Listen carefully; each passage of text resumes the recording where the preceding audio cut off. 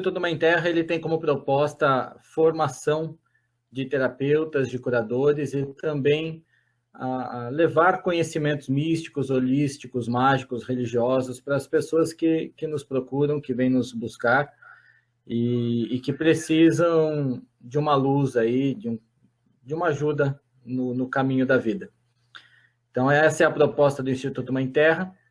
E por causa desta proposta, eu e a Lua Serena, nós montamos aí um cronograma de atividades, cursos e palestras anuais, onde o IMT Online é um anexo virtual da nossa escola, em que eu e a Lua Serena, 1 ou 2 vezes ao mês, ministramos algumas palestras e temas diversos.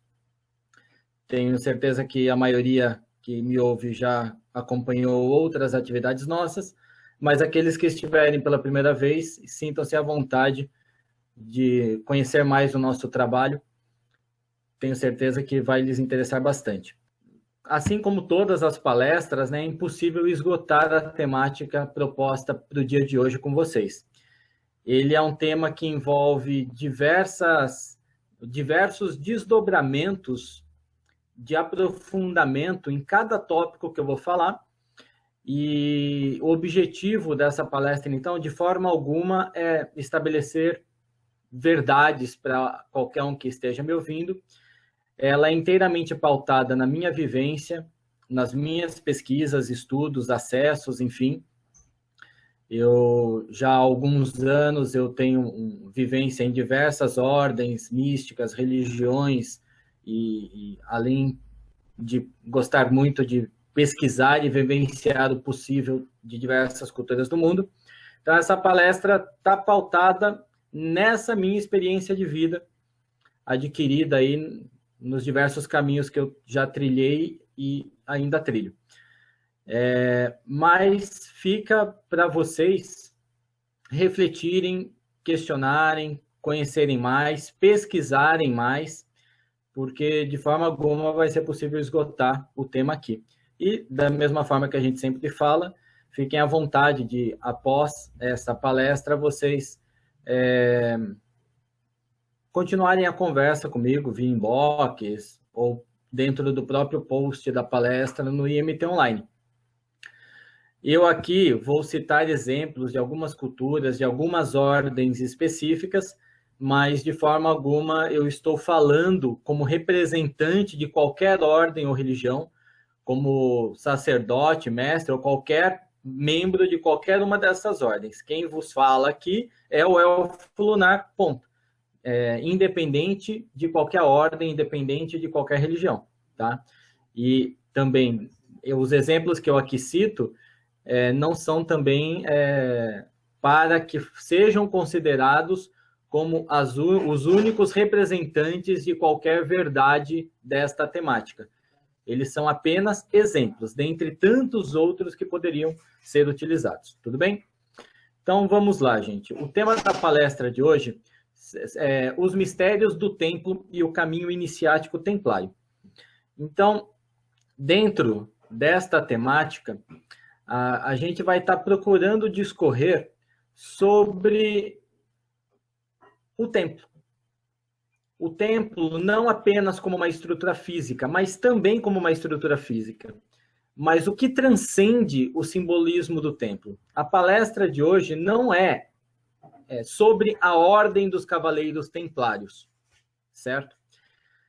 Nós vamos citá-los, obviamente, eu vou falar um pouquinho deles, é claro, mas a palestra de hoje ela tem a ver com o símbolo do templo presente em todas as culturas e religiões do mundo, e que foi herdado por diversas ordens místicas, iniciáticas, secretas no decorrer da história da humanidade. Então, essa é a proposta do dia de hoje, tá?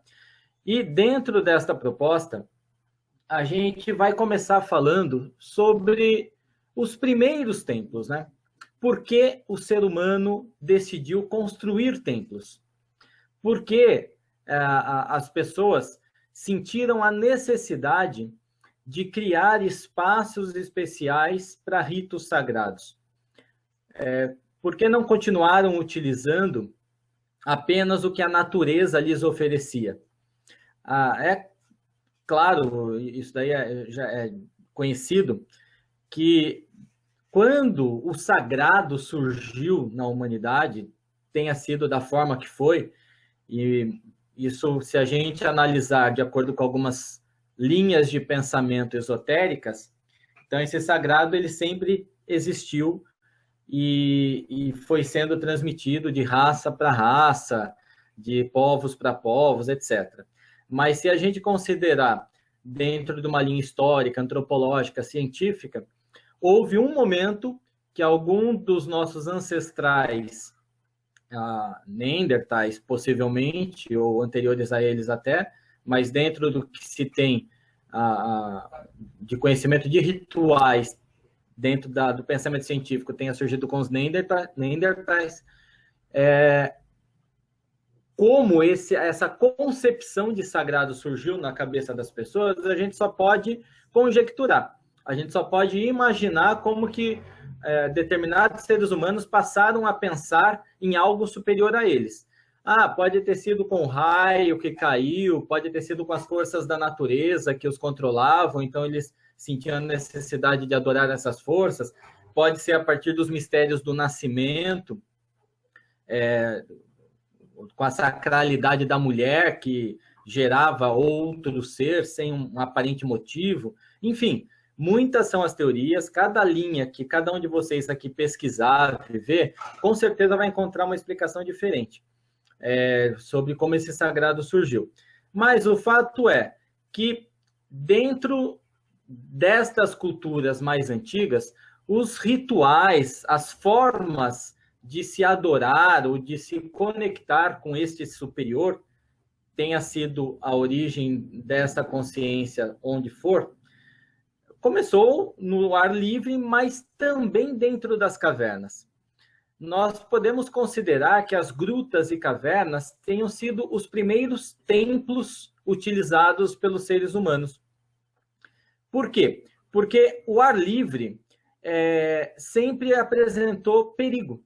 Além de apresentar perigo de um animal vir e atacar, ou de um inimigo vir e atacar também, tinham as forças da natureza, que ofereciam também risco e, no mínimo, alguns incômodos, como alguns trabalhos debaixo de chuva, debaixo de tempestades, furacões, etc. Então, a concepção do sagrado nas pessoas sempre acompanhou o próprio desenvolvimento da concepção de família, de sociedade, de cuidados. Então, da mesma forma que um dia os seres humanos buscaram as cavernas para se proteger, eram dentro dessas cavernas também que muitos dos rituais passaram a ser feitos. Muitos dos registros desses rituais passaram a ser feitos, mas não que se tornassem exclusivos. Porém, a gente vê em todas as culturas do mundo que viveram próximos a grandes cavernas, ou a grandes grutas, ou a buracos no chão, nós vamos encontrar mitos destas culturas que mostravam estes buracos, essas cavernas, essas grutas, como templos, como entradas para outras dimensões, como locais sagrados, com nomes específicos de cada cultura. A partir do momento que se criou a ideia, então, deste sagrado, e de que se deveria existir locais especiais para conexão ou para oferendas a este sagrado, veio também a ideia de altar. Algumas tradições místicas consideram que os altares vieram antes dos templos, na verdade. Se a gente for considerar as tradições bíblicas ou as tradições judaicas, cabalísticas, a gente vai notar que Adão teria construído o primeiro altar, antes mesmo dos templos terem sido pensados. Então, se o altar veio antes do templo, se os templos vieram antes do altar, isso a gente também só pode ficar imaginando. Mas é fato que existia um local onde eram feitas essas oferendas, era feita esta conexão. E o templo, o entorno deste local, o entorno deste altar, se tornava realmente uma proteção, algo que tornasse exclusivo para aquelas pessoas ou para aquela pessoa que só ela pudesse chegar naquele altar, que só ela pudesse chegar naquele sagrado. Com a saída das cavernas e a busca aí da espécie humana por uma maior liberdade do estabelecimento de seus grupos sociais, das suas tribos, etc., a gente vê também dentro de uma linha de investigação científica que a humanidade, os seres humanos da época, eles passaram a construir habitações, fossem ocas, fossem tendas, fossem, seja lá o que for, cabanas, etc. Mas os seres humanos passaram, então, a se tornar mais nômades e mais independentes de ficarem perto das cavernas. Até porque a disputa pelas cavernas também era muito grande, não só com outras tribos humanas, mas também com outros animais. Então, com o tempo, passou a ficar restrito o ambiente de caverna. E com as grandes migrações que as grandes espécies humanas tiveram aí no decorrer do planeta, era impossível simplesmente você sempre ter alguma caverna para se esconder. Se você pega que a espécie humana ela migrou da África para o mundo todo, ainda, é claro, vocês já notaram que eu estou utilizando bases científicas, né, para a minha fala, até porque se eu ficasse utilizando outras bases teosóficas, etc., aí não daria para a gente terminar hoje, nunca, e complicaria muito a linha de pensamento. Mas quando eles migraram da África para o mundo inteiro, era necessário que os seres humanos conseguissem levar suas cavernas consigo, né? Então, passaram a construir suas habitações. E, tendo a concepção de sagrado surgido anteriormente à saída das cavernas, então, este local sagrado deveria ser levado também com as pessoas nas suas migrações. Então, os templos passaram a ser construídos também, assim como as habitações, que, da mesma maneira que as habitações, nos primórdios não passavam de cabanas especiais, de ocas especiais, de tendas especiais, que tinham o quê? O altar, a pedra fundamental, a chama que não poderia apagar, enfim, tinha algo que estaria ali, que representaria aquele sagrado. Para os mais antigos que estão me ouvindo, devem já ter assistido A Guerra do Fogo. É realmente um filme antigo, muito passado nas escolas, e lá mostra muito essa ideia que eu estou passando para vocês, entre os Neandertais com o fogo, onde a chama deveria ser levada, e a chama era o símbolo do sagrado para eles ali. Por quê? Porque era ela que doava a possibilidade de uma vida melhor, de defesa, de preparo de comida, etc. Então, quando eles migravam de caverna para caverna, eles levavam o tipo de uma lamparina com um fogo sempre aceso ali, e o filme mostra muito bem isso.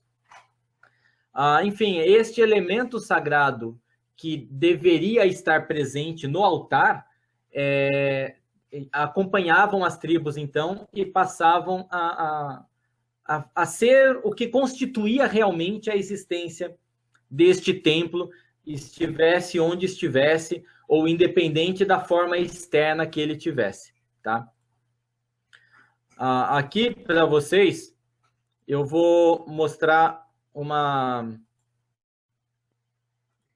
um slide uma representação, né, bíblica, e que também se encontra na Torá, de Adão, né, que teria construído o primeiro altar para um contato com Deus, depois que eles saíram do Éden, e foi uma forma de ele pedir desculpa para Deus pela falha que eles cometeram no jardim, né? E este primeiro altar dele nada mais foi do que um amontoar de pedras. Ele simplesmente empilhou várias pedras e se formou o altar. Poderia-se dizer que, uma vez ainda seguindo essa mística, uma vez que Deus consagrou este altar para ele, respondendo às súplicas dele, mandando um anjo, etc., estas pedras poderiam ser utilizadas para estabelecimento de outros altares já consagrados em qualquer outro local. Poderiam ser pedras fundamentais. A próximo slide mostra a Arca da Aliança, né? Que já é um altar móvel, como eu coloquei aí para vocês. Esta Arca da Aliança, quem conhece a história, quem conhece os mistérios gnósticos, bíblicos, judaicos, cabalísticos, sabe que ela tem até a forma, como que ela era feita, tem o projeto dela, na Bíblia, né, muito bem descrito, e é onde Moisés, sobre a orientação de Deus, teria mandado os seus homens a construir, e foi onde ele guardou as tábuas com os mandamentos recebidos. Então, veja que interessante, a Arca da Aliança, ela era para se guardar o elemento sagrado, que eram pedras com os mandamentos, com as leis divinas para a humanidade. E aqui eu peço para que, independente da crença ou da religião de cada um que está me ouvindo, analisem os elementos simbólicos do que eu estou falando. Vejam as modificações, a evolução da forma dos templos no decorrer dos séculos, no decorrer dos milênios da humanidade. Então, da mesma maneira que lá os Neandertais da Guerra do Fogo carregavam a chama para onde estivesse, ou posteriormente se carregavam pedras ou se carregavam objetos confeccionados como sagrados, e onde essas pedras e objetos estivessem seriam os templos, era só montar a cabana em volta, o mito da Arca da Aliança faz esse mesmo elemento, agora um pouco mais trabalhado. E vocês vão ver no próximo slide que existia já toda uma estrutura para que montassem o templo onde seria guardado a Arca da Aliança. Esta estrutura que vocês estão vendo aí, ela passou a influenciar, vocês gravem bem a imagem que vocês vão notar a semelhança posterior, ela passou a influenciar a forma de todos os templos posteriores a ela. Dentro desta cultura hebraica, dentro desta cultura judaica, este templo da Arca da Aliança seria o primeiro templo, propriamente dito, construído pela humanidade. Mas a gente vai ver que não é exclusivo deles. Aqui eu só estou trazendo alguns exemplos, tá? Essa concepção templária, essa concepção de templos, ela é exclusiva de religiões bem estruturadas, religiões ou grupos ou ordens bem estabelecidos no mundo? Não, claro que não. Esses próprios exemplos bíblicos que eu trouxe para vocês mostram um momento muito anterior a qualquer religião estabelecida no mundo. Um momento de tribos, um momento de povos nômades, um momento de pessoas que não tinham casa, que moravam em cavernas. Então, nunca foi exclusivo de um gênero sexual só de homens, ou de uma determinada cultura do mundo, ou de um determinado grupo étnico, o trabalho templário, o trabalho dentro de templos. Homens e mulheres do mundo todo construíram e partilharam o sagrado dos templos. Veja, se foi uma busca, num primeiro momento, por um local seguro, por segurança e por ficar mais isolado, não só de perigos animais ou de inimigos, mas também mais isolado das forças do tempo, isso nunca foi exclusivo de um grupo. Essa busca por essa segurança, ela sempre esteve presente em todos os povos do mundo. Então, os mesmos sacerdotes e sacerdotisas que foram sendo estabelecidos com o tempo, que faziam seus rituais dentro dos templos, fossem eles da maneira que fossem, esses mesmos sacerdotes e sacerdotisas, quando possível, faziam seus rituais fora dos templos também. Então, nunca houve, no início das coisas, uma dicotomização, uma separação das coisas. onde, não, este grupo só vai fazer ritual dentro do círculo, no meio da floresta, e esse grupo só vai fazer ritual dentro de templos muito bem construídos. A gente vê diversos templos em diversas culturas do mundo, e eu vou estar mostrando para vocês daqui a pouco aqui. Então, os sacerdotes e as sacerdotisas, eles mantiveram seus cultos, tanto em meio da natureza, mas também dentro dos templos. E o que eles faziam para que seus templos carregassem todo o sagrado e todos os mistérios que eles encontravam na natureza como um todo? Eles foram trazendo símbolos para dentro do templo que representava o universo, que representava as forças da natureza. Então, quando eles estavam dentro do templo, eles estavam, a partir da consciência deles, no universo. Eles estavam em contato tão pleno com as forças da natureza, que eram necessárias para aquele momento, como se estivessem dentro de um círculo de árvores no meio da floresta. Então, essa relação dessa bruxaria, vamos dizer, chamar dessa forma, mas é claro que a gente sabe que esse também é um termo cultural, né, que limita a referência que eu estou fazendo, mas apenas usando bruxaria para representar estas pessoas, homens e mulheres, que desenvolveram todas essas bases que iriam influenciar tudo de religião e ordens no mundo depois deles. As bruxas e bruxos sempre fizeram também seus rituais dentro de templos, porque não tinha essa separação, essa dicotomização.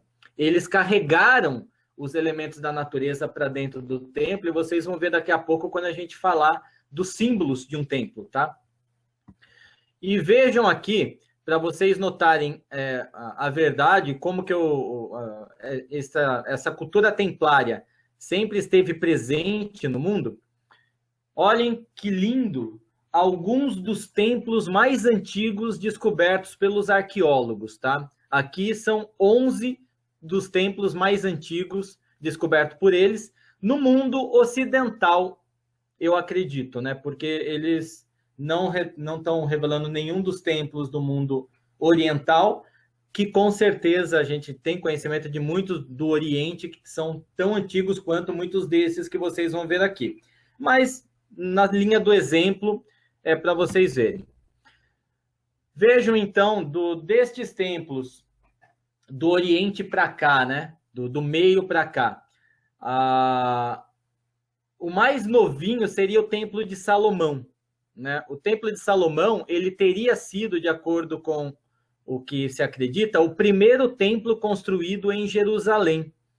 Hoje, ele foi construído em meados do século XI antes de Cristo, né? Então, por volta de 1100, entre 1100 e 1200 antes de Cristo, em cima do Monte Moriá, e ele teria sido construído num terreno do rei Davi, na época, né? Para o rei Salomão. Então, o que restou do Templo de Salomão é o que hoje a gente conhece como o Muro das Lamentações. São as ruínas que sobraram aí do Templo de Salomão da época.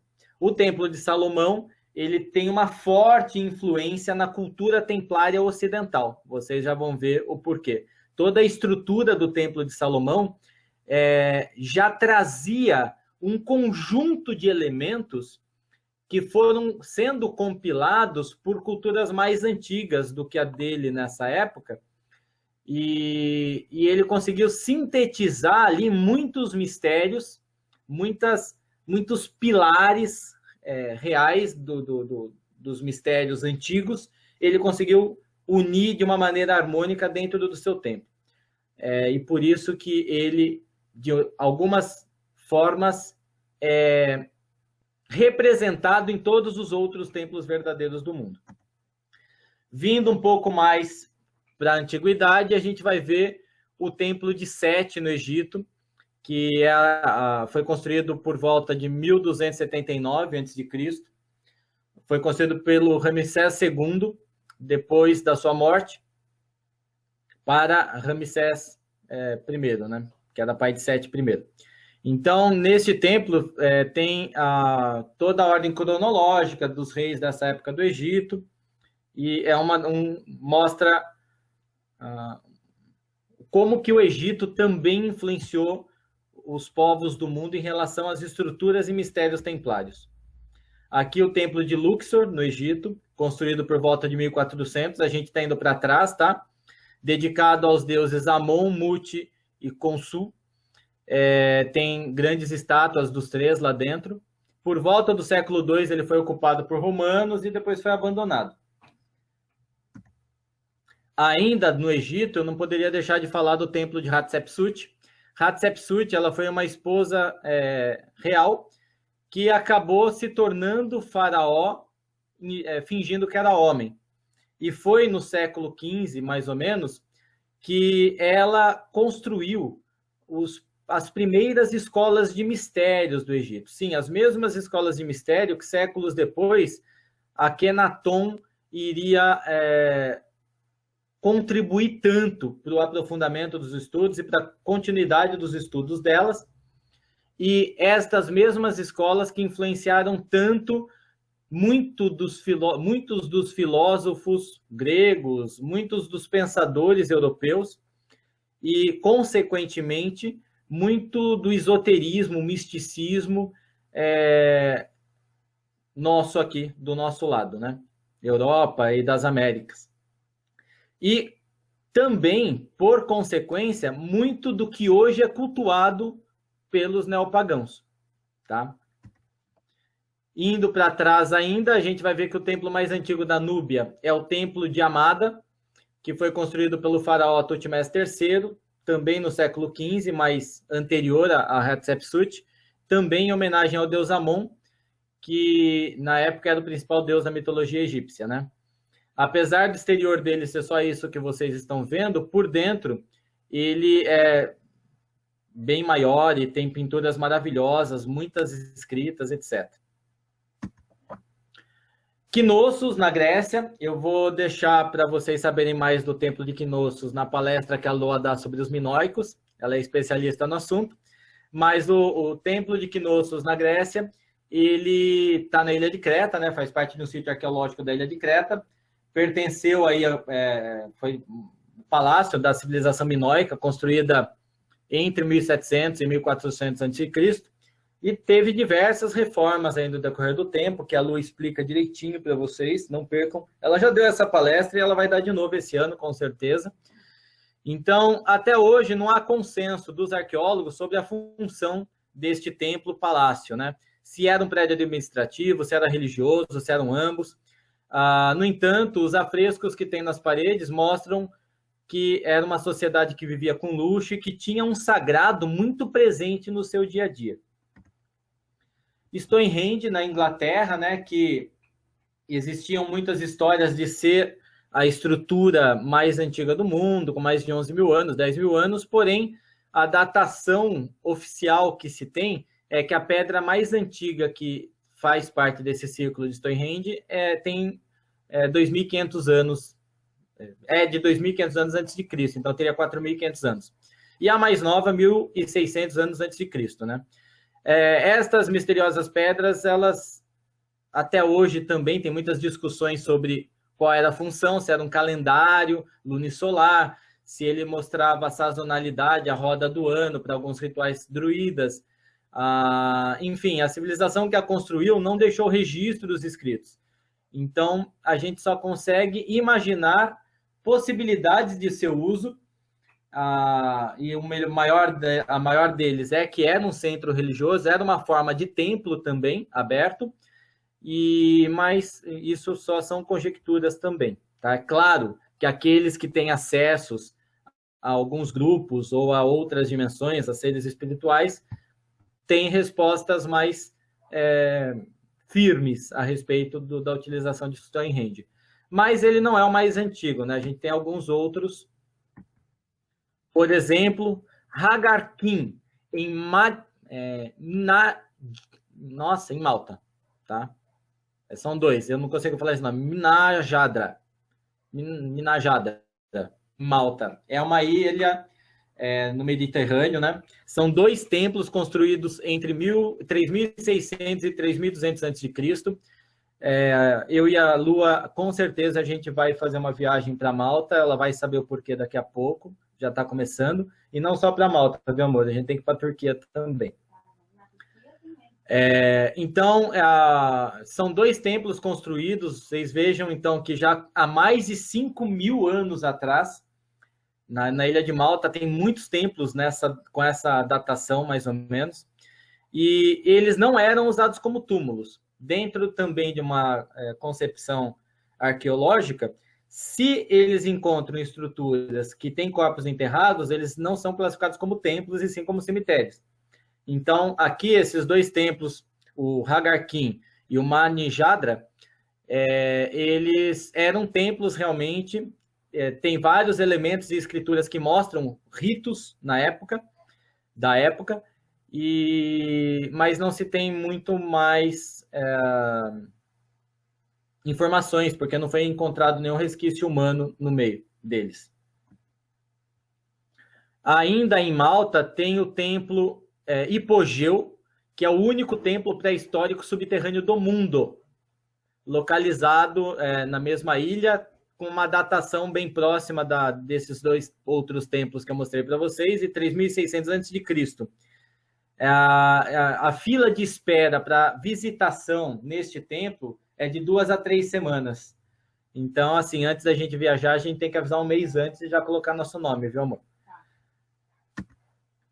Claro, aqui coloca como o único templo pré-histórico subterrâneo do mundo, porque a gente tem alguns santuários subterrâneos mais novos, né? Como, por exemplo, o próprio submundo maia, lá que tem a caverna, onde faziam ritos, lá que eles consideravam a entrada para Xibalba. Mas é bem mais novo os ritos lá do que 3.600 anos na Ilha de Malta. E este templo aqui, que é o Gijantija, também em Malta, ele é o mais antigo de Malta, tem 5.500 anos de idade, também é da mesma época, né? E o mais interessante dele é que os mitos que se tem desse templo é que ele foi construído por gigantes. Ele é um complexo, está dentro de um complexo de templos da Ilha do Mediterrâneo de Gozo, e ele é patrimônio mundial da Unesco. Lá já é sabido pelos afrescos nas paredes que eram praticados cultos de fertilidade, e o dado interessante realmente é que muitos fazem relação com a teoria dos gigantes, com a teoria dos Néfilins, etc., é que a mitologia local é que ele foi construído por gigantes. Isso é o mais interessante.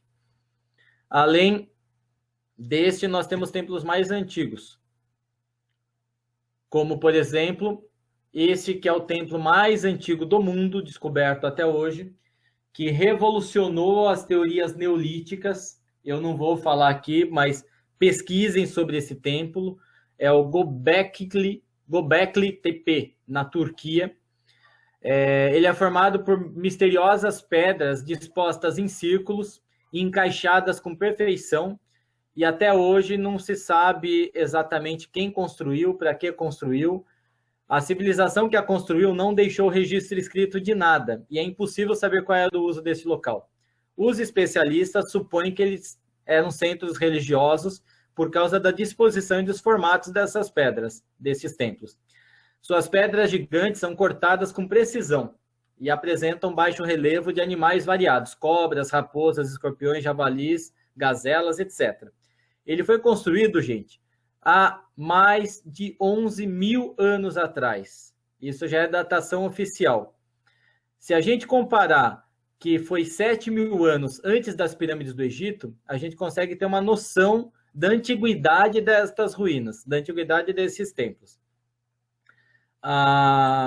E Göbekli, ele tem uma sofisticação na construção que, para os arqueólogos, era inimaginável para a época. não tem muitos sítios posteriores que foram encontrados que não chegam nem perto da sofisticação dos encaixes, da forma, dos afrescos, dos baixos relevos que foi encontrado nesse local. Então, hoje, este local é considerado o primeiro grande monumento arquitetônico da humanidade e, sendo um templo, o templo mais antigo da humanidade descoberto até hoje nas suas ruínas. Olha o formato deles. Vejam que eles têm uma entrada e eles são meio que em espiral, numa forma de labirintos, né? E a gente vai encontrar essa mesma formação em culturas pagãs, culturas mágicas e místicas, em épocas bem posteriores a eles, né? Então é muito interessante, com certeza eu quero ir lá e entrar num deles. Topa, amor? Claro. Mas tem muitos outros templos na humanidade que mostram que essa cultura templária nunca foi exclusivo de uma religião, de um povo, de um gênero sexual, e nunca esteve apartado de qualquer cultura pagã tradicional, de qualquer cultura da terra. Muito pelo contrário, os templos eram tão utilizados pelos sacerdotes e sacerdotisas do passado quanto era utilizado os meios abertos. Isso dependia de muitas coisas, materiais, físicas, realmente até. E também espirituais, com certeza, mas com o advento do patriarcado, muito separativismo foi estabelecido, que até mesmo o acesso a algumas formas de templo passou a ser ou só de homens ou só de mulheres. Então, na sua maioria, conhecida só de homens, mas existe também alguns que são acessados só por mulheres, sendo que deu-se a ilusão, e principalmente aqui falando do Ocidente, com o advento do catolicismo no patriarcado, deu-se a ilusão que as culturas templárias eram exclusivas de um determinado grupo muito fechado e muito específico. E vocês viram aqui que nunca foi, tá? E a gente vê que antes do advento de grandes religiões, com o catolicismo sendo uma delas, a união era tanta que mesmo com o patriarcado já estabelecido, reis, guerreiros, cavaleiros iam buscar a sua sagração com as sacerdotisas, com os sacerdotes e sacerdotisas, os bruxos e bruxas, vamos dizer assim, da época deles. Então já era uma coisa mais patriarcal, já se tinha algumas separações, o estabelecimento de algumas coisas que perduram até hoje, algumas delas, mas ainda assim se buscava o sagrado com estas pessoas que eram ainda as guardiãs dos templos. A gente vê muito dessa junção e da posterior ruptura nos mitos do rei Arthur e de Avalon, por exemplo, também em algumas reconstruções da história dos minoicos. Tem um documentário que a Lua me mostrou da History, né, amor?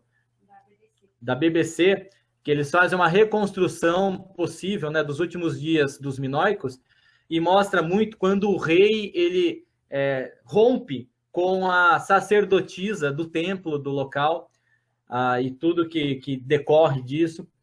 Então, era unido no passado.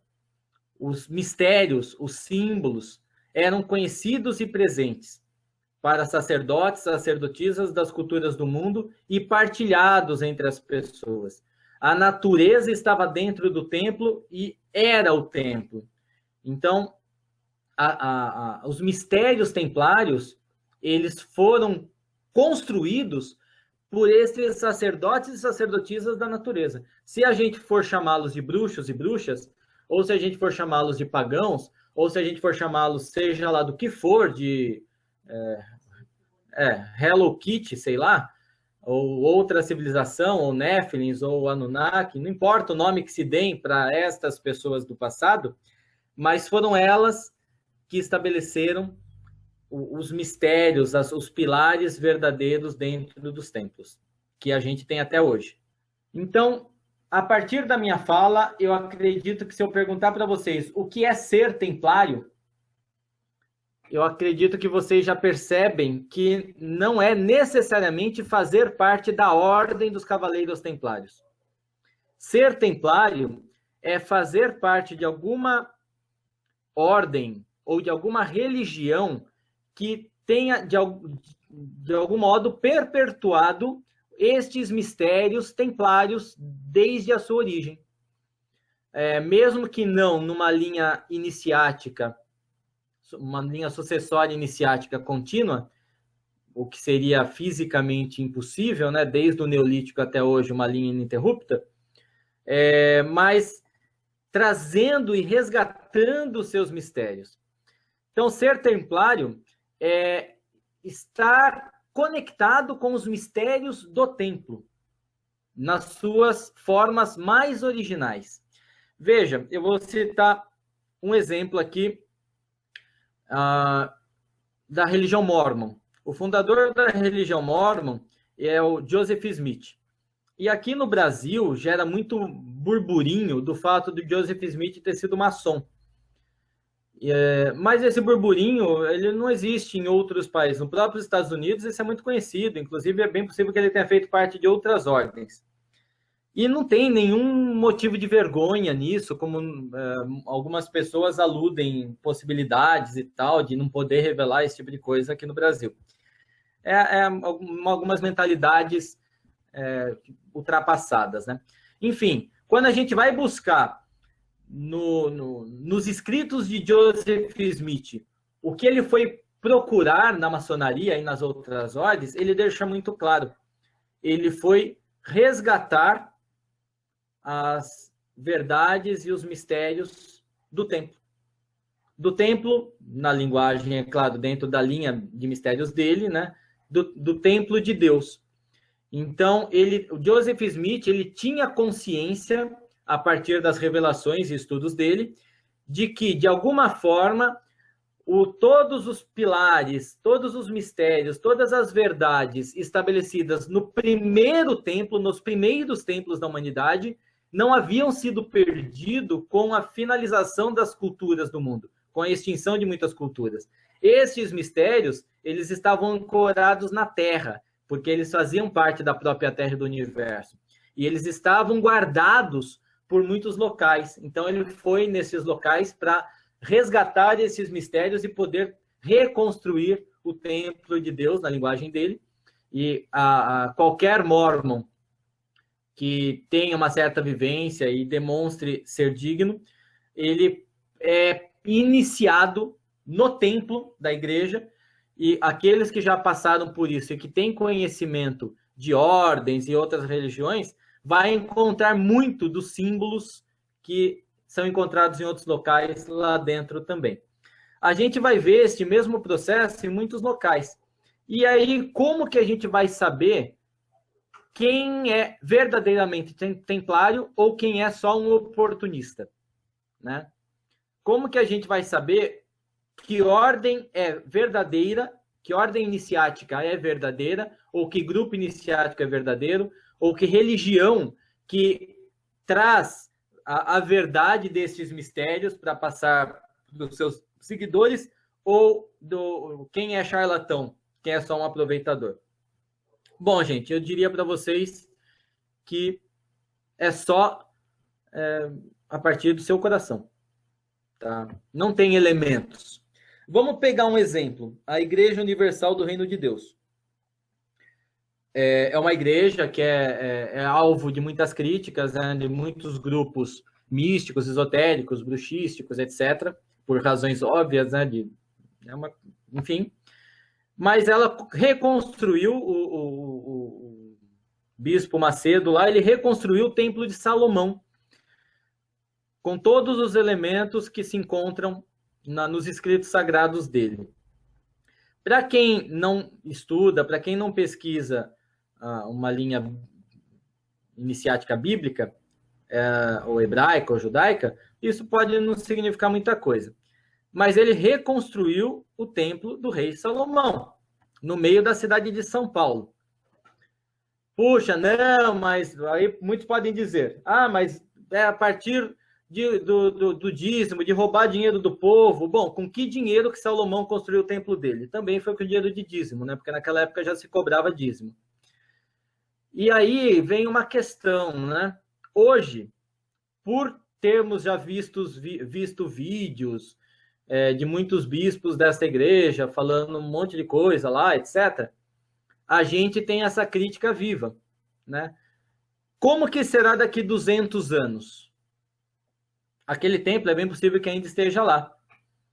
E gerações após gerações, a mística e os mitos, as histórias daquele templo, elas vão ser criadas. A gente faz isso com uma competência muito grande, né? Criar mitos. Então, será que daqui 200 anos vai haver ainda esses questionamentos de se aquilo não é real ou de se aquilo não é algo templário realmente? Então, é bem complicado a gente definir o que é verdadeiro ou não, porque a gente está falando, eu estou usando o exemplo da Igreja Universal por ser algo presente nos dias de hoje e joguei para frente, né? Como que será para frente? Agora, o que tem hoje, que foi fundado há 100 anos, há 200 anos, há 300 anos atrás, como que a gente sabe se a fundação das ordens e religiões no passado não estiveram pautadas também em algumas coisas escusas para a época e que não chegou até os nossos dias porque foram escondidas por histórias e mitos, etc. A gente sabe muito da história cruel da Igreja Católica, etc. E também ela é alvo de muitas críticas. Porém, dá para negar que ela tem mistérios templários dentro dela? Claro que não. Não dá para negar. E aí, a gente pode afirmar que qualquer ordem que vocês pensem, ela foi fundada de uma maneira realmente pura, ilibada, histórias dos etc. Não dá. A gente pode ter confiança de que sim. Mas afirmar com toda certeza não dá, porque a não ser que a gente estivesse presente na fundação dela para saber exatamente o que motivou. Então, se qualquer ordem ou religião que se utilize dos elementos dos templos pode ser classificado como uma ordem ou religião templária. E os seus seguidores como templários. Certo? Isso dentro de um discernimento do que é e do que não é real, então. Se agora eu inventar uma ordem iniciática, eu e a Lua vamos criar uma ordem mística, vai ser a ordem dos cavaleiros dos cavaleiros de Jurema. E a gente vai... De Jurema não, porque a gente tem ainda indígenas vivos, né? Mas vamos colocar dos cavaleiros de, sei lá... da deusa Mu. Boa. E a gente vai falar que essa ordem, a deusa Mu, tinha seguidores no Brasil da era paleolítica. E, enfim, a gente inventa um mito para isso. É claro que estou com todo um cuidado, né? Que se a nossa invenção for algo absurdo, então não vai colar. Então a gente pega com o nosso conhecimento elementos verdadeiros, mitos verdadeiros, juntamos, fazemos aí um amálgama de coisas coerentes e criamos o mito da nossa ordem. Ela, a gente vai saber que a gente inventou. Mas se a gente for bastante convincente, os nossos seguidores podem acreditar na gente, mas pode ser ainda que tenha alguma suspeita. Com o tempo e as gerações vindo e entrando na nossa ordem, daqui 20 anos ninguém mais vai questionar a origem da nossa ordem. Por quê? Porque tem coisas que não dá para você provar que são falsas. Tem coisas que ficam no âmbito da fé. E aí a gente cria, né? Quando eu morrer, a Lua vai criar toda uma história para dizer o quão mística foi a minha morte, e isso alimenta, né, os mitos. Então, gente, para uma definição crua, ser templário é fazer parte de alguma ordem que carregue esses símbolos. Tudo bem? Se esta ordem ela é verdadeira ou não, isso é só a experiência, a vivência, a pesquisa de vocês que vai poder dizer. Dentro de um conhecimento das ordens, para que uma ordem seja realmente iniciática, ela precisa existir em todas as dimensões. Então, a sua egrégora, ela precisa estar presente em todas as dimensões. E ela precisa ter o seu representante ou a sua representante lá nos planos da Grande Fraternidade Universal, também chamada por Grande Fraternidade Branca. Então, vamos pegar um exemplo. A Ordem Rosa Cruz Amor, que ela tem como hierofante o Mestre Kuthumi. Tá? A Ordem, os teosofistas têm como representantes o Mestre Moria, o Mestre Saint Germain e o Mestre Kuthumi. Então, a existência deste ser, que não é ilusório, ele é real, esses seres são reais, esses representantes universais das ordens e religiões, eles que estabelecem a veracidade de uma ordem, esta egrégora. E uma egrégora, ela não se dá do dia para a noite. Uma egrégora, ela vai sendo construída, isso da estrutura desta ordem existir em todas as dimensões, isso não se dá com a fundação da ordem, isso vai sendo construído com o trabalho, com o estabelecimento dos pilares, com a devoção e a entrega dos seus sacerdotes e seguidores. Então, isso vai se estabelecendo só com o tempo, realmente.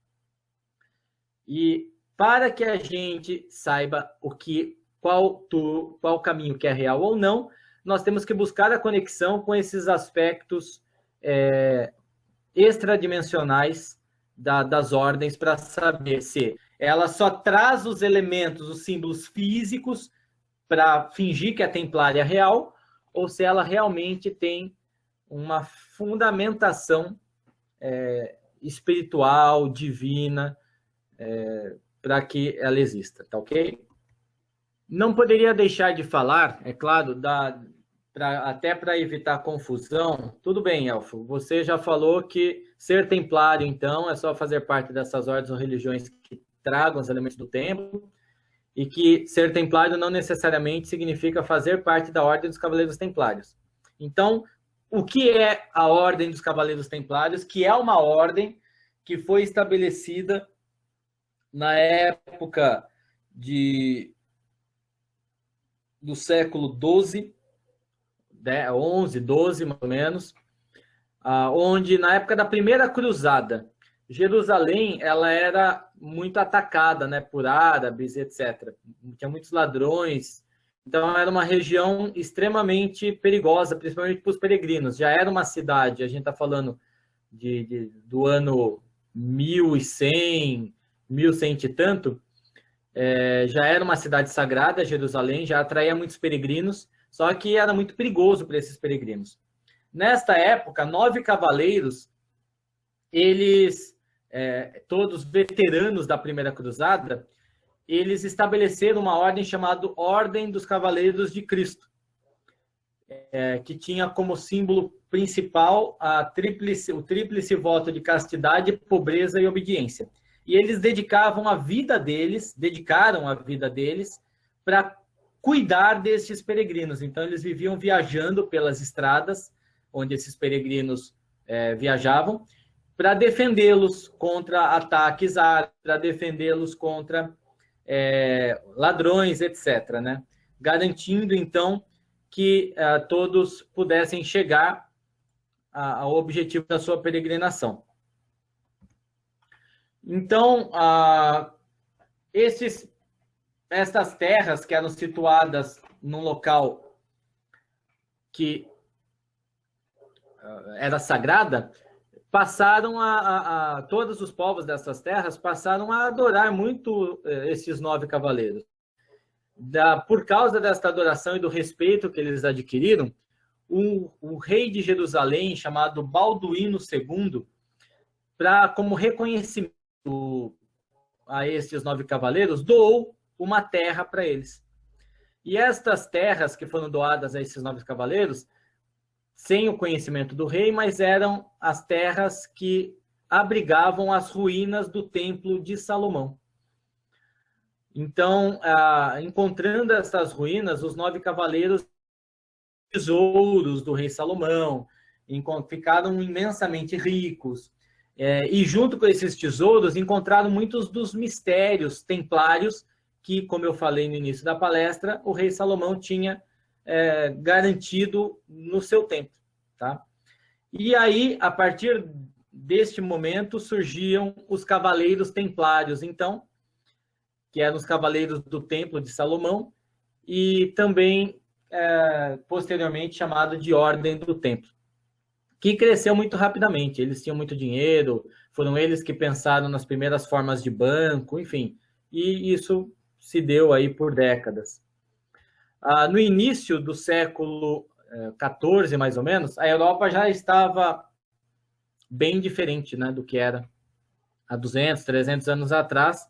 Não havia mais terras santas para serem defendidas e tal. A ideia de ordens militares passaram a ser mal vistas, principalmente ordens militares religiosas, porque poderiam se opor a algum rei, etc. Então, o quadro geral era diferente. Nesta época, existia um rei, que era o rei IV, o Felipe IV, que reinava na França. Ele também ficou mais conhecido como Filipe o Belo. E ele tentou fazer parte da Ordem do Templo. Só que ele não foi aceito. Ele não foi considerado digno. Isso é muito interessante. A partir do momento, lá nos primórdios da humanidade, que foi criado um altar, que foi criado um templo, também foi criado cargos sociais. Por quê? Quem que tinha o direito para entrar dentro daquele templo, dentro daquele local sagrado? A gente vê nos escritos que não era assim todo mundo. Ou, se fosse todo mundo, que fosse todo mundo, mas tinha todo um preparo de purificação, etc., para que a pessoa pudesse chegar lá. Mesmo que esse preparo fosse vestir uma pele de um animal específico, ou tirar o chinelo, tirar o calçado do pé e entrar descalço. Não importa qual fosse o rito de entrada, mas se exigia um rito de entrada, então se tinha um processo de seleção, que quem não fizesse aquele rito não podia entrar, certo? E isso continuou no decorrer dos séculos em todas as formas de templo de todas as ordens e todos os povos do mundo. E Felipe tentou entrar na ordem templária e ele foi negado, então ele maquinou, ele colocou um espião dentro da ordem, e esse espião traiu a ordem, ele tirou um papa, colocou um outro papa que era cupincha dele no cargo de papa, porque daí este novo papa cupincha de Felipe o Belo passou a considerar a Ordem dos Cavaleiros Templários como uma ordem herege, então os Cavaleiros Templários passaram a ser perseguidos também, e a partir dos Cavaleiros Templários perseguidos, a Inquisição passou a perseguir todos os membros de ordens templárias da época como hereges, e eles foram perseguidos tanto quanto os bruxos e bruxas do passado. Então é mais um elemento aí que não existe distinção, não existia distinção, era muito comum. E, enfim, e até que em outubro, dia 13 de outubro de 1307, era uma sexta-feira 13, foi feita uma emboscada e os templários que tinham conseguido fugir até então da perseguição da igreja e do rei, foram encurralados e foram capturados. A maior parte deles foram mortos, e o líder templário da época, que era o Jacques de Molay, ele foi aprisionado com alguns dos seus comandantes, tá? Nessa emboscada, gente, foram assassinados cerca de 5.000 templários, todos mortos como hereges, todos mortos em fogueira, ou na espada, ou sendo sacrificado sob tortura. Acredita-se que, por causa disso, que as sextas-feiras 13 passaram a ter toda essa egrégora de negatividade, né? Até hoje perpetuado. Porque foi na sexta-feira 13 que aconteceu esse ato de traição que dizimou pessoas, homens e mulheres, que eram dedicadas aos mistérios da época. Eram todos puros? Não acredito nisso, mas eles eram dedicados. Era uma ordem que foi fundada com o propósito de proteger as pessoas, com o propósito de ajudar as pessoas a chegar no seu sagrado. Então, foi um ato que é realmente bastante representativo de negativismo, né? E o número de pessoas, mais de 5.000 pessoas assassinadas, é muita gente. E depois, no dia 18 de março de 1304, foi quando Jacques de Molay ele foi queimado como bruxo, como herege, e junto com 2 comandantes seus, dando final a este ciclo, né, da Ordem dos Cavaleiros Templários. Alguns historiadores acreditam que alguns cavaleiros conseguiram sobreviver, conseguiram fugir e não foram encontrados, né? Não estavam no meio desses 5.000 que foram assassinados.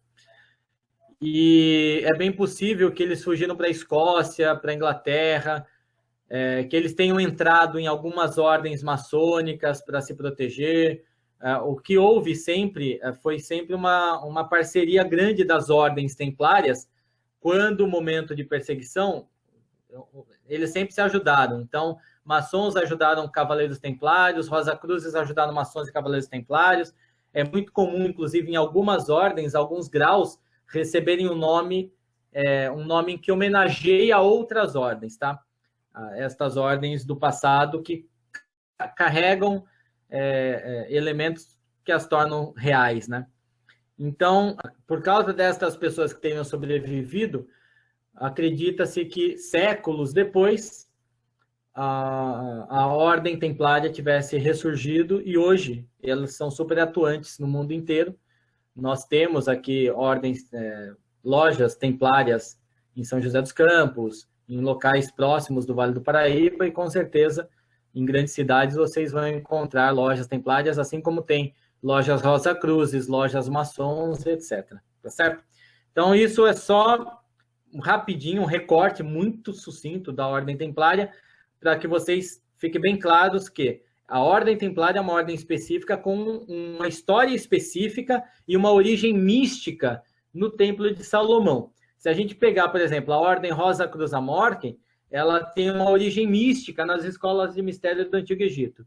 A Ordem maçônica, ela teria uma origem mística no arquiteto do rei Salomão, em quem projetou toda a construção do templo para garantir que todos os mistérios existissem ali dentro, que era um cara chamado Adon-Irã.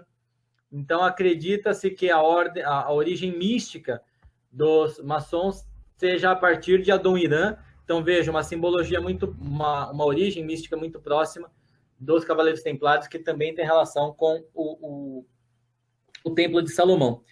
E mais um parênteses para encerrarmos essa temática, da relação que sempre existiu entre sacerdotes e sacerdotisas com templários, vamos dizer assim, mesmo com a história de Salomão, que já é uma história bíblica, que já é uma história completamente patriarcal, aqueles que se aprofundam na história vê a relação que Salomão teve com a rainha do Sabá, né? Que alguns estudos, inclusive, que eu fiz há muitos anos atrás, mostram muitos elementos extremamente semelhantes da rainha do Sabá com elementos místicos de Lilith, por exemplo, de Ishtar, de algumas deusas daquela região também. Então, mostra não só a relação de amor, mas a relação de cumplicidade, de mistérios. A rainha de Sabá, ela era uma tremenda uma sacerdotisa da tribo dela, que quando veio com tesouros de presente para Salomão, e ambos passaram a partilhar mistérios. Essa coisa, então, de separativismo está só na cabeça de algumas pessoas. a história mostra como que os verdadeiros fundamentos templários sempre tiveram relação com os verdadeiros fundamentos bruxísticos, mágicos, do mundo inteiro, de todas as culturas. Agora, quais seriam as simbologias principais que são encontradas em todos os templos do mundo? Principalmente nos templos que a gente vai encontrar nas ordens e religiões da atualidade, tá certo? Mas que trazem esta origem de templos e civilizações passadas. Então, vejam que as simbologias principais, ela sempre vai estar relacionada com elementos da natureza e do universo. E o formato desse templo ou vai ser redondo, em casos mais raros, mas existem alguns templos redondos, ou vai ser o que algumas ordens chamam de quadrilongo, que é um retangular, né, vamos dizer assim. E, independente do formato, essa função de proteção sempre esteve presente, né? Mas vamos aos símbolos. As medidas de um templo, para ser verdadeiro, ela tem que estar dentro daquela proporção áurea. Sabe aquela proporção áurea que quem quiser conhecer é só assistir o desenho do Pato Donald no mundo da matemática. É isso, né, amor? Pato Donald no mundo da matemática, ele vai ensinar a proporção áurea de uma maneira bastante interessante, facinho de vocês entenderem. Eu não vou entrar na proporção aqui, mas é uma proporção numérica que, se você dividir uma determinada medida de uma forma com outra da mesma forma, sempre vai dar essa proporção. Todo o nosso corpo é baseado na proporção áurea. Uma flor é baseada na proporção áurea. As formas da natureza, todas, estão dentro da proporção áurea. Então, os templos, trazendo esses elementos da natureza para dentro de si, eles têm que ser planejados também na proporção áurea, tá certo? Tanto em relação a comprimento versus largura, quanto em relação a diâmetro versus altura, ou enfim, aí depende do formato do templo, mas a proporção tem que estar presente, isso é um dos elementos. E assim, a realidade do universo estar presente dentro do templo, ela sempre é explicitada em determinados rituais dentro desses templos. E aí cada ordem, cada religião tem uma forma de expressar isso. Por exemplo, uma determinada ordem, ela coloca em determinados momentos ritualísticos, e eu não estou aqui revelando nenhum mistério, não estou indo contra nenhum dos meus juramentos, nunca faria isso. As informações que eu estou passando para vocês aqui são informações encontradas na internet, mas olha que bonito que é quando se fala de quais são as medidas do templo dessa determinada ordem. As medidas de um templo se estendem de oriente para o ocidente. Sua largura é do norte ao sul. E sua altura do zênite ao nadir. Então, isso quer dizer praticamente que não há limites para as medidas daquele templo e que abrange todo o universo. Além disso, a gente vê que dentro do templo nós temos a representação dos 4 elementos. Nós temos um teto do templo que geralmente vem representando o céu, ou na cor azul escuro, ou em algumas ordens, pintado alguns astros específicos que tenham a ver com a simbologia daquela ordem. Alguns pilares, algumas colunas representando os planetas, representando o zodíaco, representando os elementos. Então, olha que bonito que é. E aí cada ordem expressa que as medidas do seu templo vão muito além do que aquelas 4 paredes estão sugerindo, dentro de algumas falas ritualísticas em alguns momentos específicos. Então, se você está dentro de um templo consciente de que este templo ele é só um local entre mundos também, assim como é um círculo mágico traçado por alguma religião neopagã, você consegue acessar esse universo dentro do templo. Outro elemento que é interessante no templo, eu vou colocar as imagens para vocês verem, é o pavimento branco e preto do templo. Ficou muito conhecido o pavimento branco e preto como sendo de templo maçônico, mas não é só de templo maçônico, não. É que a maçonaria ela trouxe esse elemento para dentro da sua simbologia. A origem do pavimento branco e preto ela é sumeriana. Os templos sumerianos que trouxeram esse elemento branco e preto para dentro de si, e a partir da influência deles, outros povos ali também passaram a utilizar. A gente vai encontrar pavimento branco e preto no Egito, a gente vai encontrar em alguns templos judaicos. O que simboliza, né, este pavimento branco e preto, que em alguns locais vai ser com quadradinhos, que nem vocês estão vendo na foto. Em algumas ordens, vocês vão ver esse pavimento com triângulos, não com quadrados. Isso, a forma geométrica que vai estar estabelecida nesse pavimento, vai depender também dos mistérios específicos de cada caminho, de cada grupo. Mas ele quer dizer, eu trouxe uma fala de Shakespeare aqui, para simbolizar o que simboliza esse pavimento branco e preto, né? Denotando a qualidade dupla de tudo relacionado com a vida terrestre e as bases físicas da natureza humana, o corpo mortal e os seus apetites e afetos. A teia da nossa vida é um fio mesclado, o bem e mal juntos.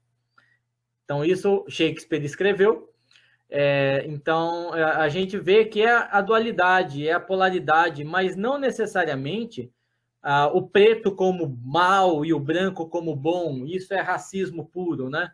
Eu acredito que isso já está muito claro para todo mundo que não tem nada a ver essa relação do preto mal e do branco bom.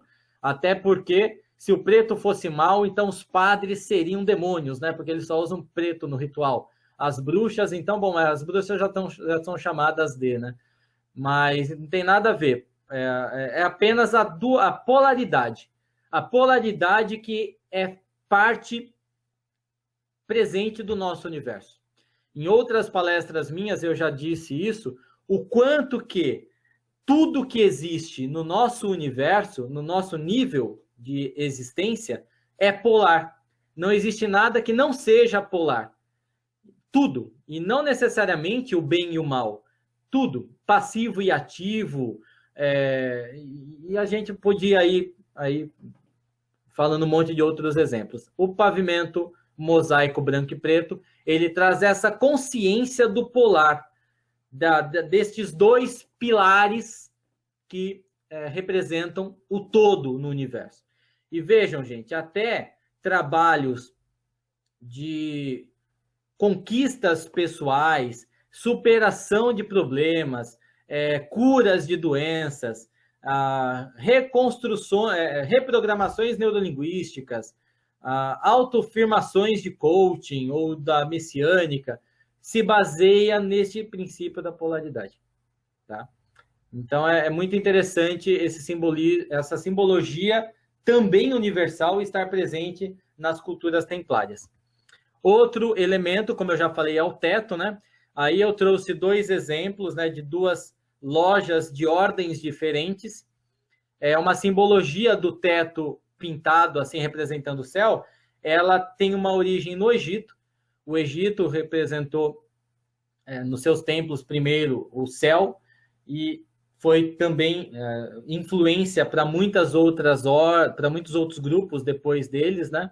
E que a gente vê representado de formas diferentes em ordens e religiões de maneiras diferentes. Mas, às vezes, é pintado de azul, às vezes vem com cores crepusculares, às vezes vem só com uma estrela e alguns lustres que aludem à possibilidade de astros, enfim. O átrio. O átrio, ele sempre foi uma antessala contígua ao templo principal.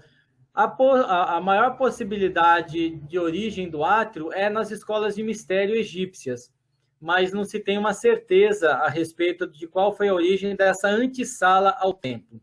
É uma antessala física, mas também ela representa o preparo necessário para que as pessoas possam alcançar a a sacralidade do templo verdadeiro.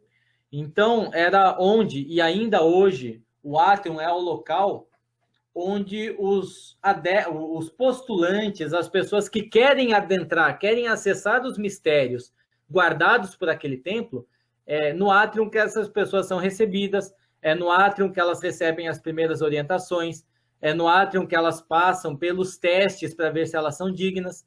Então, o átrio, que tem outros nomes também, dependendo da cultura do mundo, mas seria essa antessala que vocês estão vendo aí na figura com o número 6, tá? Esse local de recepção e de seleção para ver quem vai ser digno realmente de adentrar os mistérios do templo.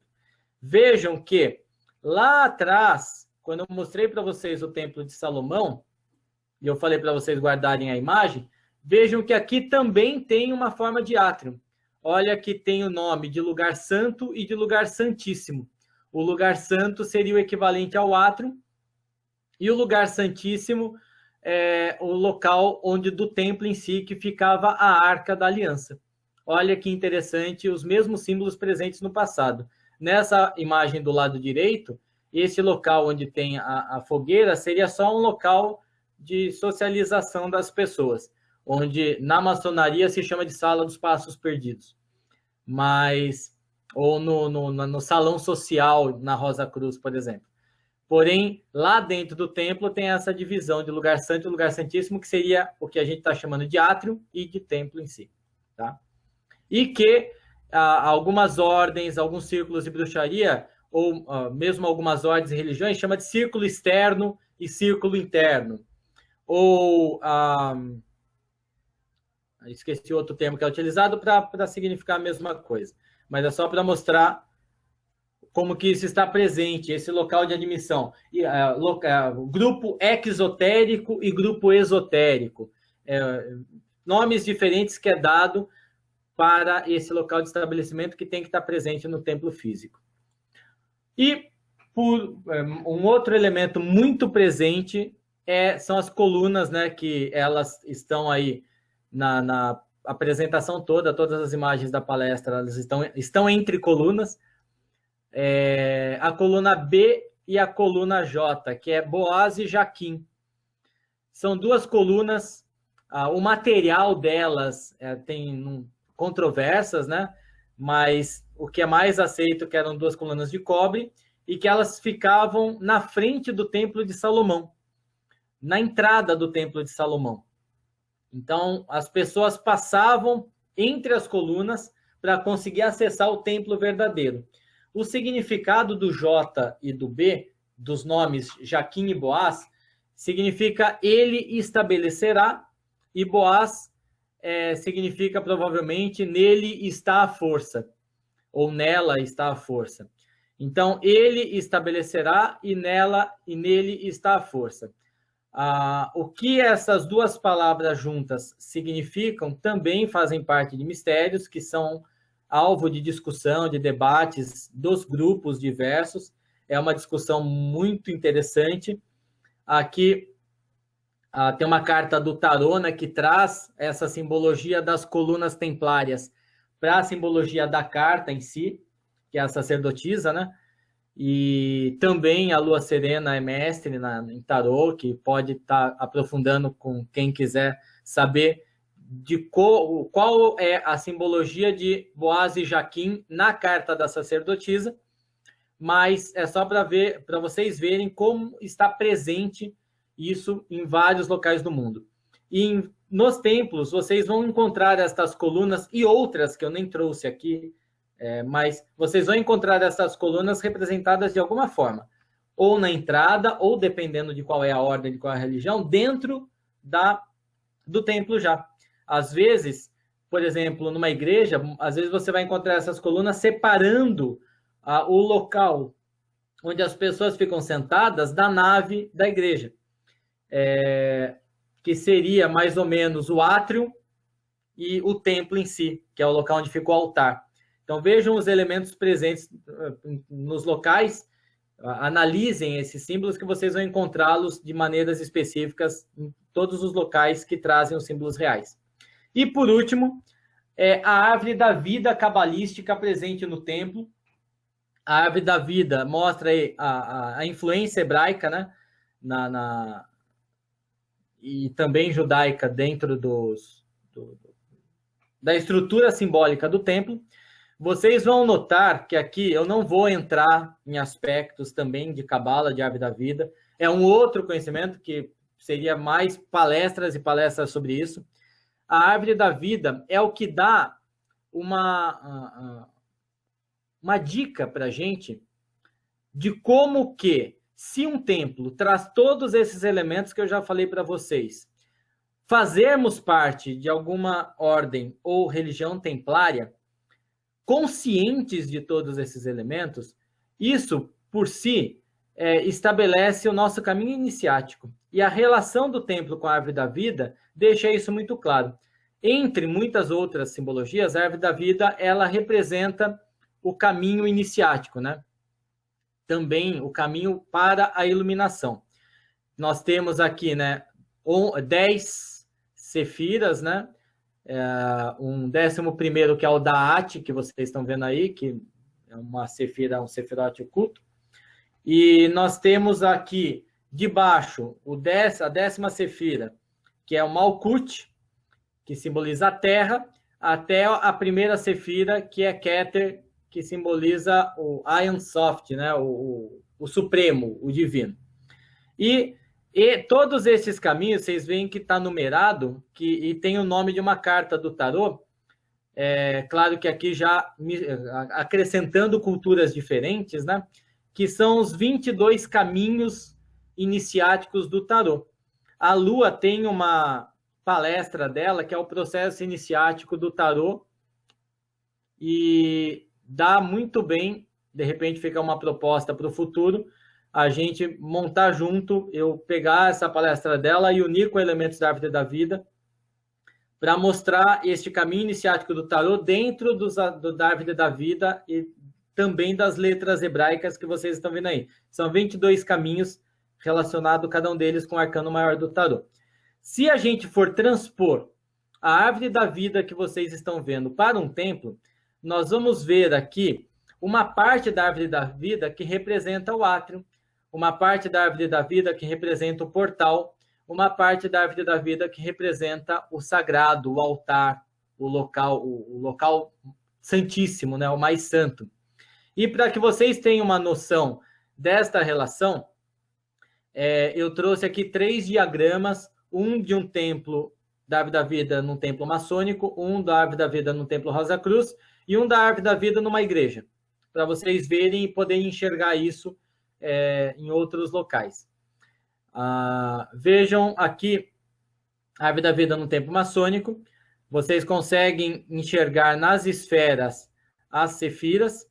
Keter sempre vai estar voltado para o altar, né, para o local mais sagrado, e o Malkut sempre vai estar voltado para a entrada, né, para quem está vindo da terra.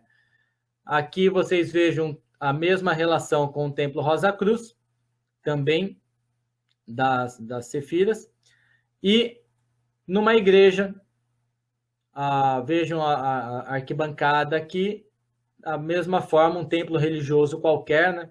Não precisa ser necessariamente católico, aqui nesse caso, mas que mostra aí a relação da árvore da vida. E se a gente pensar que a árvore da vida também tem relação com o nosso corpo, nós vamos conseguir entender que cada coisa colocada dentro de um templo, um templo construído e montado por pessoas com a consciência de toda essa simbologia mística pré-histórica, conforme vocês viram. Se cada local de um templo tem relação com uma sefira, e cada sefira tem a sua própria simbologia, e cada movimentação dentro de um ponto para o outro no templo vai ter relação com um desses 22 caminhos iniciáticos, isso justifica o porquê que dentro de um templo cada coisa tem o seu local certo.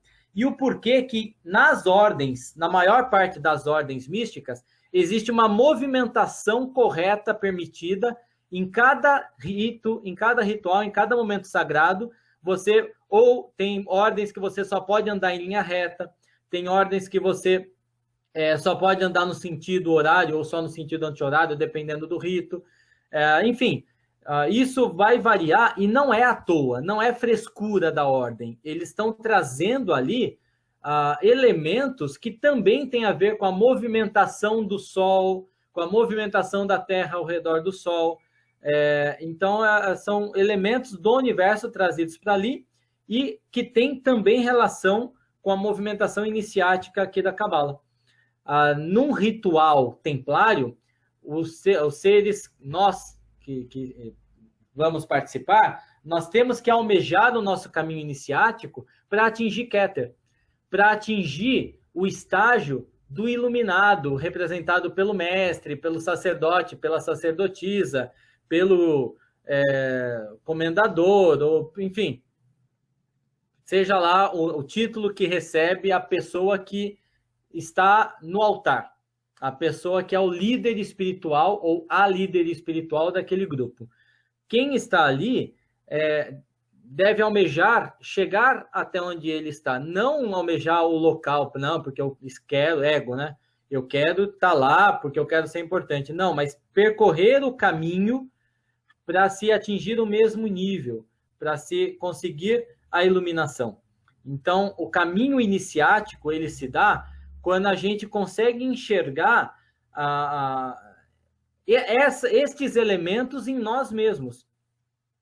E para trazer uma certa consciência desses elementos, nós temos aí 2 símbolos, também templários, mas aí eu não falo mais, não é mais relacionados com todos os templos, não é uma coisa tão geral, tão generalista, né? Mas são 2 símbolos bastante específicos de um determinado grupo, que depois passou a se encontrar em outros grupos também, mas que eles não representam, eles não são encontrados em todos os grupos, não são encontrados em todas as culturas do mundo, são bem específicos, como eu falei, mas são exemplos bem representativos deste caminho iniciático. Esses símbolos é o de Bafomé e Sofia. Bafomé e Sofia são símbolos muito encontrados dentro dos Cavaleiros Templários, por exemplo. Tá? O símbolo de Bafomé, que a gente pode falar Bafomete, Bafomete ou Bafomé só, ele é um termo original que antigamente se acreditava que era uma divindade dos Cavaleiros Templários e que depois foi incorporada em diversas tradições, conforme eu falei para vocês, né? Em diversas religiões, diversas ordens. Alguns passaram a adorar como se fosse um deus mesmo, ou um demônio, ou um gênio goético, ou seja lá o que for. A primeira citação da figura de Bafomé dá que ele apareceu para Maomé, mas depois ele é colocado como tipo de um ídolo pagão, né? E que os inquisidores passaram a utilizar essa simbologia, esse símbolo, para justificar a adoração ao demônio. E aí virou uma salada mística, né? Porque todo mundo, inclusive as culturas que nem sabiam de Templário, nem dos Cavaleiros Templários, nem sabia de Bafomé, mas que adoravam lá um deus de chifre. Então, todo mundo, eles adoram Bafomé. Se o outro tem relação lá do bode, então bode é o Bafomé também. E não tem nada a ver. O Bafomé é uma figura simbólica bastante específica da ordem templária, tá?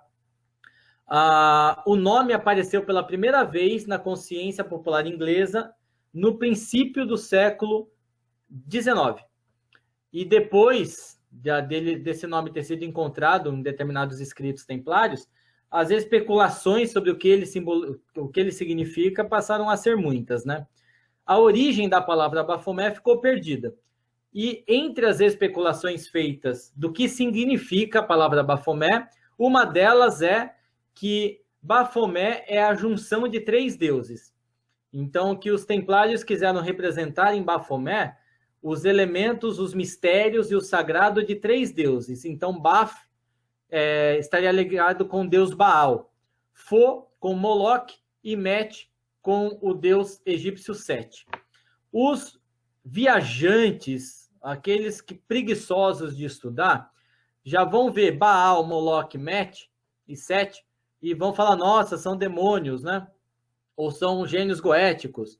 Bom, gente, é só vocês pesquisarem, quem tem esse entendimento, que vão perceber que todos os 72 gênios goéticos eram... Todos não, mas a maior parte dos 72 gênios goéticos eram deuses e deusas de civilizações passadas, que não eram demônios e demônias, não eram gênios a serem invocados, eram deuses e deusas com seus mitos específicos, com as suas histórias específicas. Enfim, o próprio Baal, que um dia foi um deus principal de uma determinada cultura, se tornou demônio depois, né, dentro das tradições bíblicas. E essa deturpação tão presente em 100% dos mitos acabaram gerando entendimentos equivocados, tá?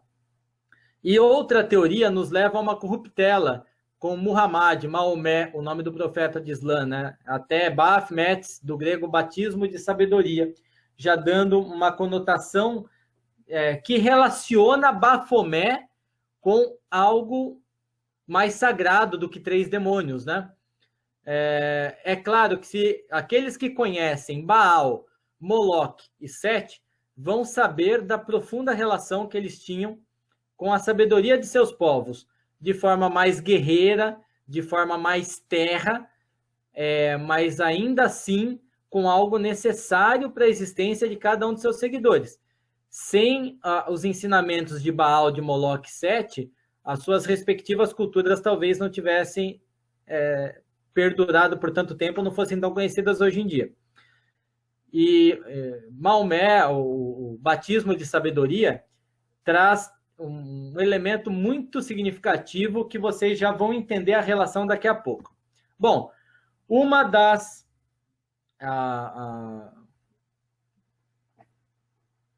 um dos entendimentos mais atuais dos arqueólogos é a relação de Baphomet com a cifra Atbash, que é um método de codificação usado pelos cabalistas judeus. O Baphomet, em hebraico, fica assim como vocês estão vendo aí, né? Bet, Pe, Vav, Men, Taf. Que dentro dessa codificação obtém-se o Shin, o Vav, P e Yod, Aleph, que são letras hebraicas, né? E essas palavras, essas letras hebraicas, Shin, Vav, P e Yod, Aleph, juntadas, dão a palavra Sofia, que é a palavra grega para sabedoria. Olha, novamente a sabedoria aparecendo aí. E aí, a gente vai falar de Sofia mais daqui a pouquinho. Todavia, existem fontes aí que afirmam outra origem do termo. Segundo alguns, o nome veio da expressão grega Baph Metra, que é mãe metra ou meter submersa. Baph em sangue, ou seja, mãe de sangue ou mãe sinistra. Grande parte dos historiadores que afirmam essa versão se baseia no fato que o culto à cabeça está relacionado com conjurações de entidades femininas, o que dá a entender, e isso é um entendimento bem aceito pelos historiadores e pesquisadores, que Baphomet é feminino, na verdade é uma mulher e não é um homem, tá? E isso já é um espanto para muita gente. Para que a gente entenda melhor qual é a relação entre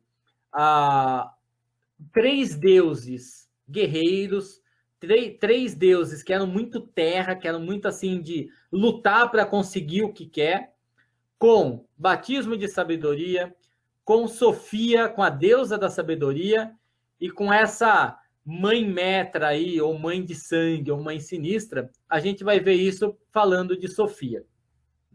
Sofia, ela vem do grego, Sofia mesmo, né? E é um conceito presente em religiões com filosofias helenísticas, platonísticas, dentro do gnosticismo, dentro do cristianismo ortodoxo, dentro do cristianismo esotérico, no cristianismo místico. E em várias outras linhas, templários, traz o elemento de Sofia. Tá? Sofia, gente, na tradição gnóstica, ela é uma figura feminina e ela é uma deusa, é um aspecto feminino de Deus. Tá? Os gnósticos afirmam que ela seria a noiva, inclusive, de Jesus. Vocês já vão entender o porquê isso. Ocasionalmente, ela é referenciada, então, ao hebreu Akmot, que significa também a libidinosa, né? Sofia é considerada como a responsável pela criação do mundo material ou uma das responsáveis, dependendo de qual é a tradição hebraica, qual é a tradição gnóstica.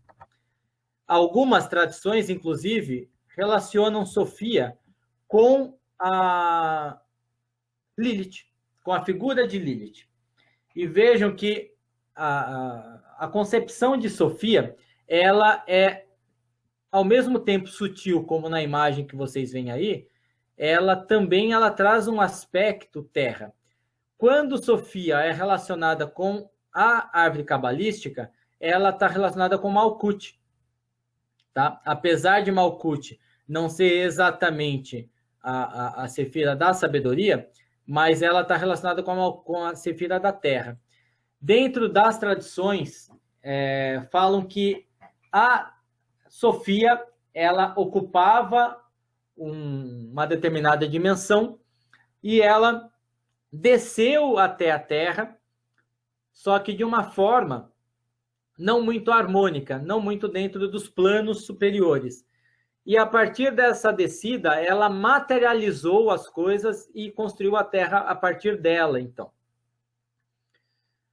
Dentro das tradições gnósticas, não é possível você ser um iniciado sem chegar a Sofia, tá?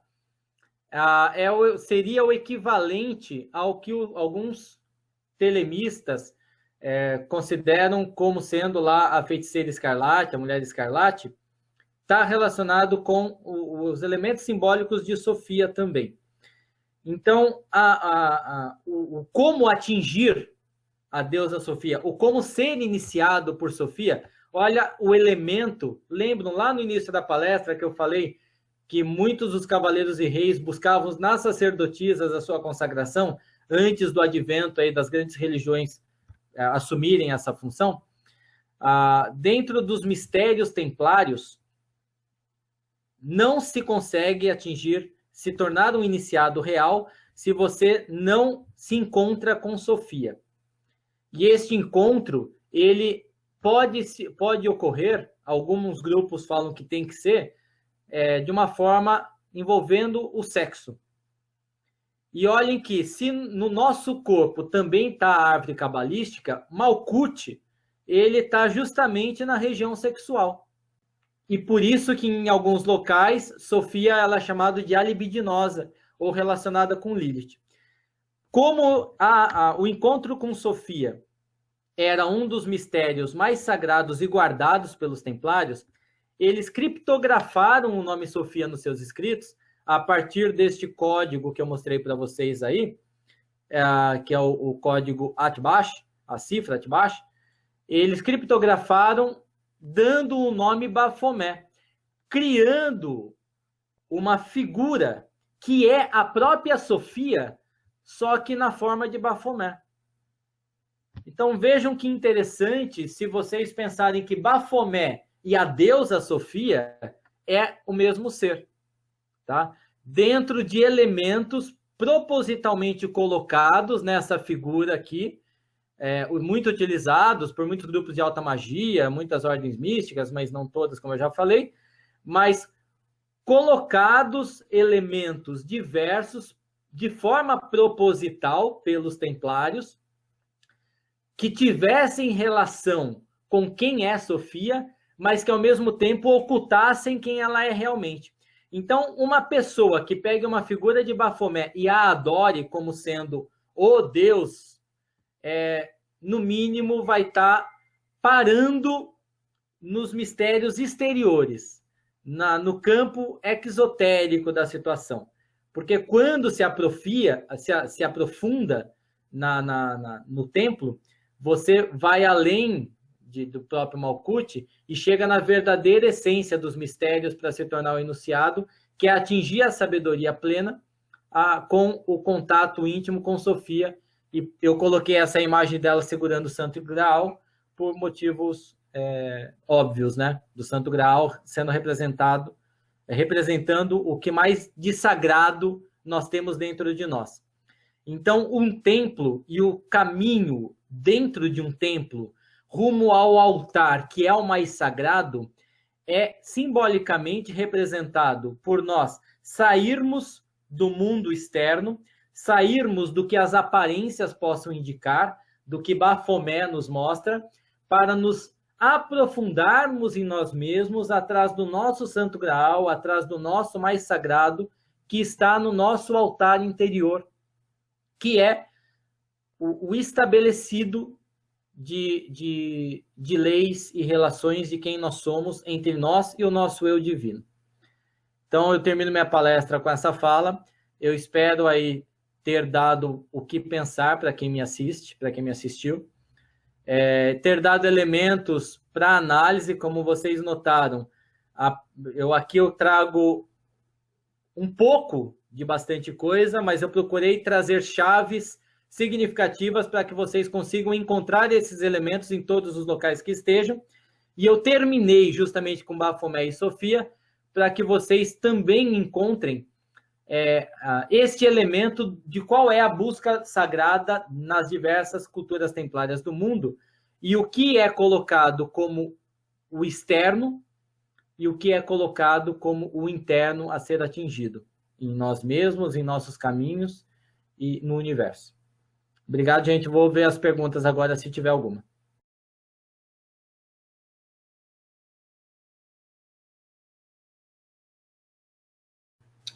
Sim, o pavimento preto e branco tem relação com o tabuleiro de xadrez. O tabuleiro de xadrez é posterior, o tabuleiro de xadrez é medieval e, como eu falei, o pavimento preto e branco lá é sumeriano. Então, tem relação sim. O xadrez ele é um jogo extremamente místico. Vocês encontram, inclusive no Semente, eu compartilhei 3 links em 3 sites que mostram o simbolismo místico do xadrez, das peças e tudo mais. Tudo no xadrez é extremamente místico. Então, na verdade, o pavimento sumeriano, que já estava presente em algumas ordens medievais, místicas também, influenciado o xadrez.